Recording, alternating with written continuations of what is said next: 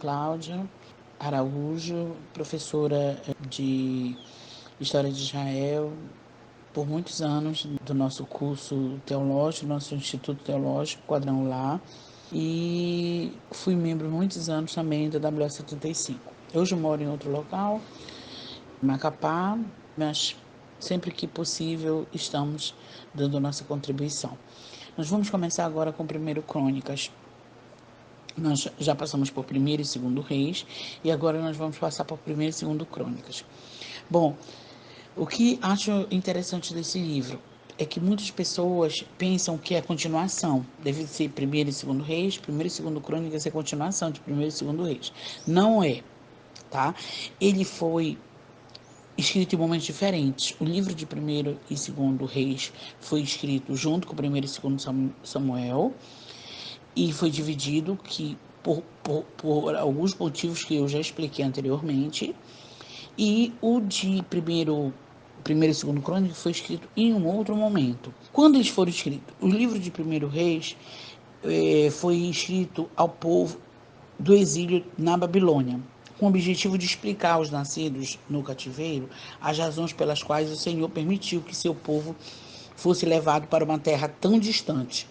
Dessa forma, entendemos o teor profético da obra, onde o que prevalece são os desvios de caráter e religioso que os líderes apresentam. Já Crônicas foi escrito ao remanescente que retorna da Babilônia para Jerusalém. O objetivo é o de mostrar a esperança e o cumprimento das profecias com relação à vinda do Messias, descender da linhagem de Davi. Por essa razão, apenas os reis de Judá foram incluídos nesse livro. Não encontraremos, portanto, os reis do norte nesta obra. Tá? Então, em 1 e 2 Crônicas, não vamos encontrar nenhum reino do norte, só os reinos do sul, que é exatamente de onde viria o Messias, que a promessa que Deus fez para Davi, que não faltaria sucessor do seu trono. Então, tudo isso está em 1 e 2 Crônicas. Tá? Não há registro dos reis do norte em 1 e 2 Crônicas. Ok? Então, embora tratem praticamente dos mesmos eventos e tempo histórico, os livros de Reis e Crônicas apresentam uma abordagem bastante diferente em seus pontos de vista e maneira de narrar os fatos que se desenrolam ao longo dos livros. É importante conhecermos essas diferenças para nos auxiliar na leitura desses dois livros bíblicos. Quais são as diferenças? São 3 diferenças. A primeira é que, diferente do livro de Reis, que forma uma unidade com o livro de Samuel, sendo a sequência deste, o livro de Crônicas é independente, embora trate dos mesmos assuntos, ou seja, da monarquia de Israel. É um livro que não foi escrito como uma continuação de outros livros. Na verdade, Crônicas apresenta uma nova interpretação da história da monarquia em Israel, e foi escrito em um contexto histórico distinto do contexto de Samuel e Reis. Qual é o contexto? É o momento, tá, político, que foi o que nós falamos anteriormente. 1 e 2 Crônicas foi escrito quando eles estavam retornando para a Babilônia, tá? E 1 e 2 Reis já foi escrito num outro momento, ok? A segunda diferença, qual é? A segunda diferença que nos salta aos olhos ao lermos os 2 livros está no recorte temporal proposto pelo autor. Crônicas procura apresentar uma história abrangente, iniciando em Adão, enquanto Samuel e Reis restringem sua narrativa à história da monarquia em Israel. Quanto ao fim de cada livro, Reis termina com Judá ainda no cativeiro, aguardando pela promessa do retorno, aguardando pelo cumprimento da promessa de retorno. Crônicas, por sua vez, termina com o decreto de Ciro, autorizando o retorno dos judeus à sua terra natal. Tá? Então, essa segunda diferença, ela é muito clara. Crônicas começa com a genealogia de Adão e assim sucessivamente. Já 1º e 2º Reis não, tá? Porque estão agregados a 1º e 2º Samuel. Tá? Então, isso, o final de Reis termina com Judá ainda no cativeiro. E já 1º e 2º Crônicas termina como? Com eles voltando do cativeiro. Tá? Então, para nós percebermos a diferença. Tá? A terceira diferença qual é? Diz respeito à linhagem de Davi.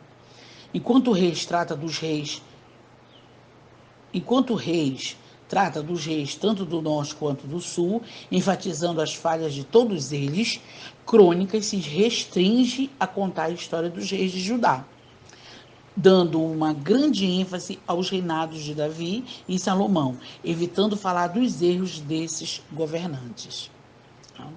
Ele só fala o que eles fizeram de bom, não fala os erros, as falhas, tá certo? Não quero que ninguém fique com dúvidas com relação a esse ponto. O ponto central está na ênfase que o autor pretende dar ao escrever a obra. No caso de Reis, o objetivo é apontar para as razões que levaram Judá e Israel a serem levados para outros países distantes como escravos, quando o Senhor havia prometido que a Terra Santa pertenceria a eles como herança. Era necessário escrever essa história para que o povo não culpasse o Senhor por não cumprir suas promessas ao povo. A responsabilidade foi do próprio povo e seus líderes, e não de Deus.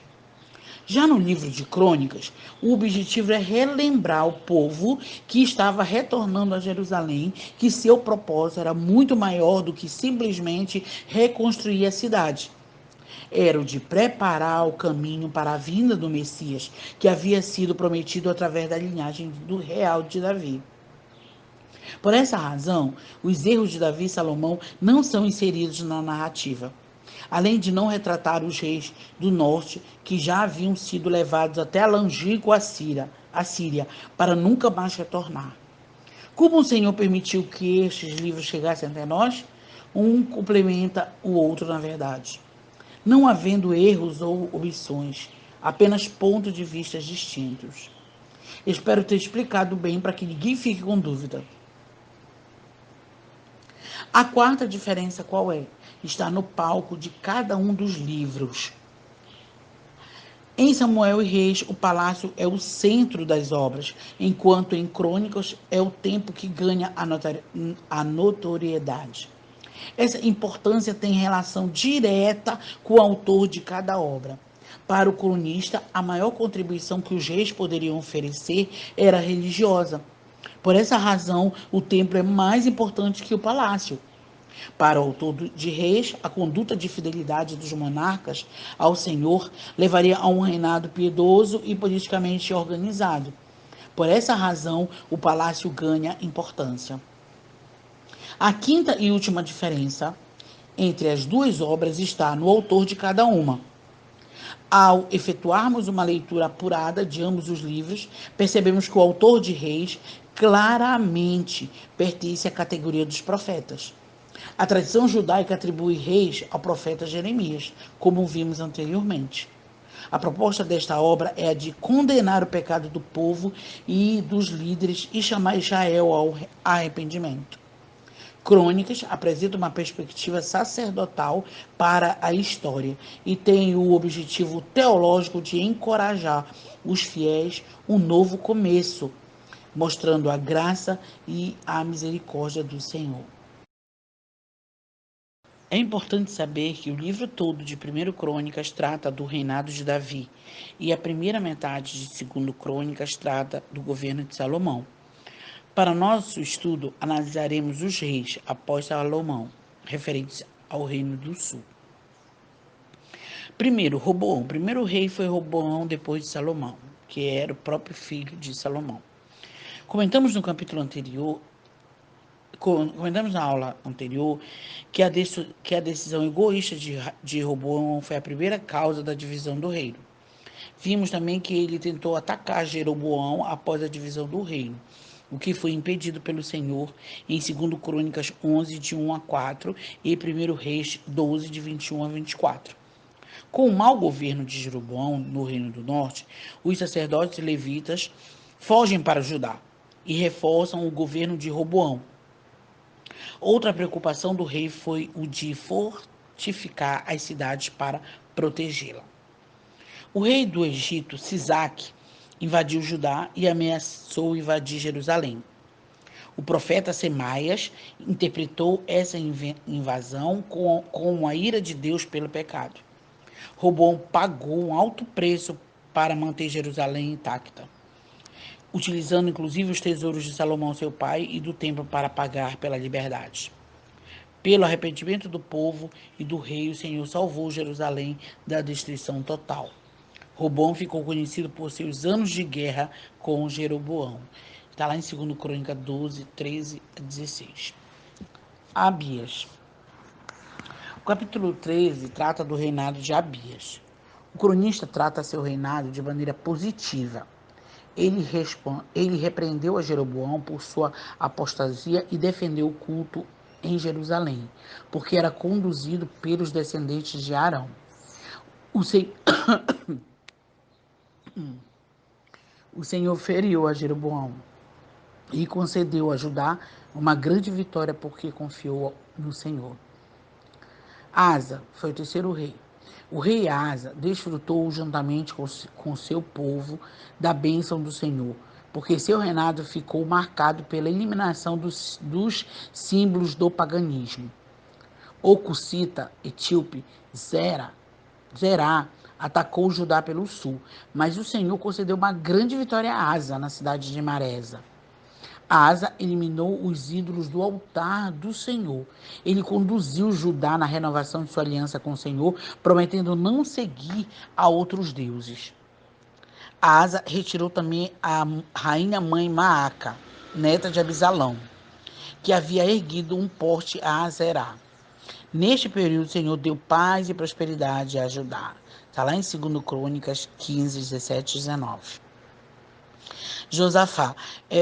Vocês perceberam já que eu juntei os dois, né? Primeiro e segundo Crônicas, porque eles se completam. Como eu expliquei anteriormente, eles se completam, né? Eles são, aliás, se completam não, eles são um livro só. Tá? Então, como é só sobre os reis de Judá que ele aborda, nós preferimos fazer esse estudo através dos reis de Judá, do livro de 1º e 2º Crônicas, e já, se não for possível nós concluirmos hoje, mas aí a gente já continua em 1º e 2º Crônicas na próxima aula, tá bom? Entenderam, né, o que eu quis dizer? Eu não separei de primeira aula, 1º Crônicas, tem segunda aula, 2º Crônicas, tá? A gente vai fazer um estudo só, juntos com este livro, que é um só, né? Conforme nós já explicamos anteriormente. Bom, depois de Asa vem Josafá. Josafá foi um dos melhores reis que Judá teve. Tá? O reinado de Josafá foi lembrado por sua devoção ao Senhor. Ele enviou levitas por todo o território de Judá para instruírem o povo a respeito do livro da lei. Está lá em 2 Crônicas 17, 10, 19. O Senhor premiou o rei com paz e respeito internacional. Seu grupo de batalha ganhou força. Josafá havia se aliado a Acabe por casamento, dando o filho Jeorão a Atalha, filha de Acabe. Ele foi convencido a juntar-se a Israel numa campanha contra os arameus em Ramote-Gileade. Em oposição a Acabe, Josafá insistiu em ouvir o profeta do Senhor. Acabe, relutante, chamou Micaias, a quem havia aprisionado. O profeta Jeú repreendeu Josafá por sua aliança com Acabe. O rei arrependeu-se de seu comportamento através do profeta Jeú e reconduziu o povo a um avivamento espiritual. O rei nomeou sacerdotes e juízes que ensinaram o povo a amar e a temer a ira do Senhor. Está lá em 2 Crônicas 19, 1, 11. Não vamos confundir o profeta Jeú com o rei de Israel Jeú. tá? É importante ressaltar que não se trata da mesma pessoa. A resposta ao avivamento nacional aconteceu através do auxílio do Senhor ao rei de Judá contra a coalizão de amonitas, moabitas e outros povos que marcharam contra o território. O rei orou ao Senhor, pedindo a Deus que lembrasse de suas promessas a Abraão. Segundo Crônicas 21, 12. Os levitas adoraram o Senhor com salmos e músicas, e a, atendeu ele atendeu às orações do povo por livramento, fazendo com que os inimigos se voltassem uns contra os outros, sem que acontecesse uma batalha. Esse lugar ficou conhecido como Vale da Bênção, Berraca em hebraico. Esse episódio serviu para que as nações reconhecessem o Senhor de Israel e temessem a Josafá, resultando na paz de Judá durante o seu reinado. O final de seu reinado, infelizmente, não foi tão abençoado, pois Josafá se aliou ao filho de Acabe, Acasias, para construir uma esquadra. Conforme a palavra do Senhor pelo profeta Eliezer, os navios foram destruídos e nunca utilizados. Segundo Crônicas 20, 31 a 37 e 1 Reis 22, 41, 50. Jeorão é outro rei. O rei Jorão, filho de Josafá, foi lembrado por ser um assassino. Ele era casado com Atália, filha de Acabe, com a rainha síria Jezabel. Sua primeira atitude como rei foi a de matar todos os seus irmãos. Ele se tornou tão perverso como seus familiares, e o Senhor utilizou vários inimigos para confundir e causar tumulto no reino. Um fato interessante em seu reinado foi uma carta que o profeta Elias enviou a Jeorão, condenando seu reinado e predizendo sua doença e morte. O Senhor levantou os filisteus e árabes para atacarem Judá.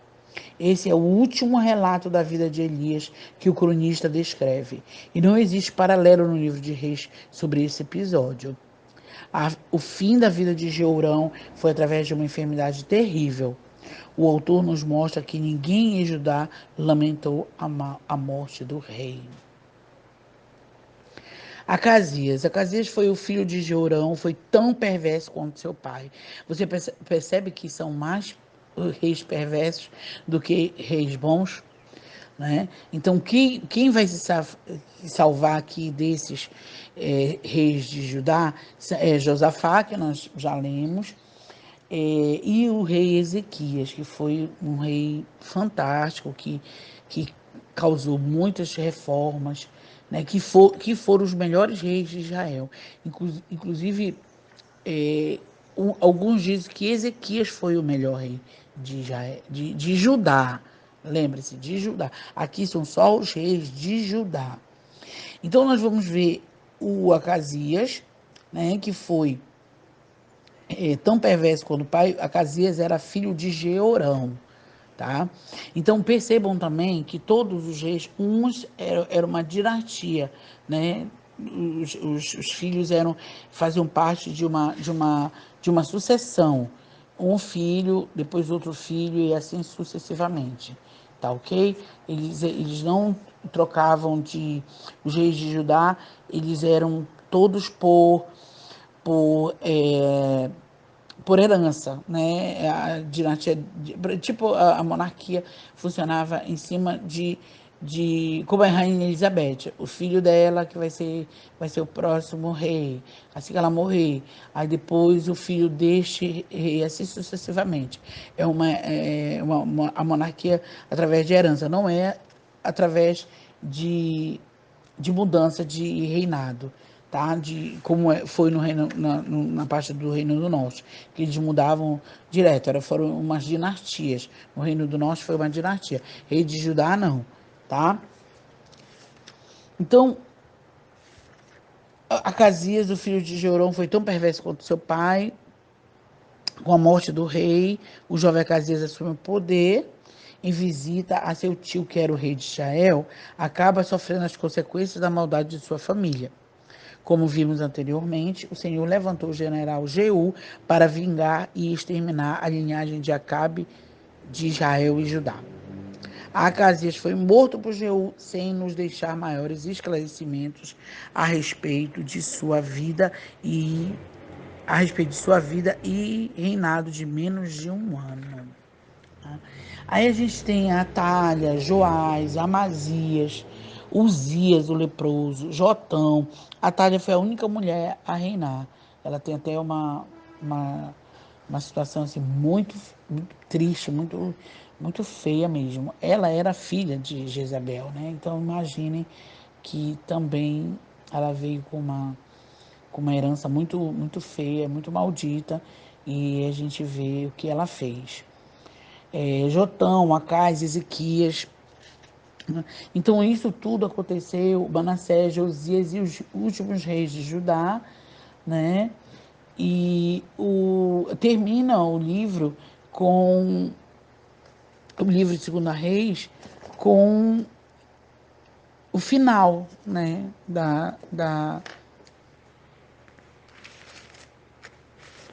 Aliás, termina o livro de Segundo Crônicas com os últimos reis de Judá. Então, nós vamos deixar para a próxima aula. Aí a gente, na próxima aula a gente fala do restante desses reis, tá? Senaqueribe de Judá, a gente vai falar também sobre isso. Sobre o rei Ezequias, que eu falei que foi um dos melhores reis de Judá, se não foi o melhor, foi um dos melhores reis de Judá. Eu o considero o melhor. Aí nós vamos fazer uma conclusão em cima dessa volta do remanescente, tá? A tomada de Jerusalém, o decreto de Ciro, tudo isso nós vamos abordar no livro de 2 Crônicas. De 1º e 2º Crônicas, como eu expliquei anteriormente, a gente está fazendo um compêndio junto, né? Estamos fazendo a aula junto, dos 2 livros. Aí na próxima aula a gente continua e faz a conclusão de 1º e 2º Crônicas, tá bom? Então espero ter ajudado, espero ter contribuído para o aprendizado e para o deleite de vocês da palavra de Deus, tá bom? Até a próxima aula.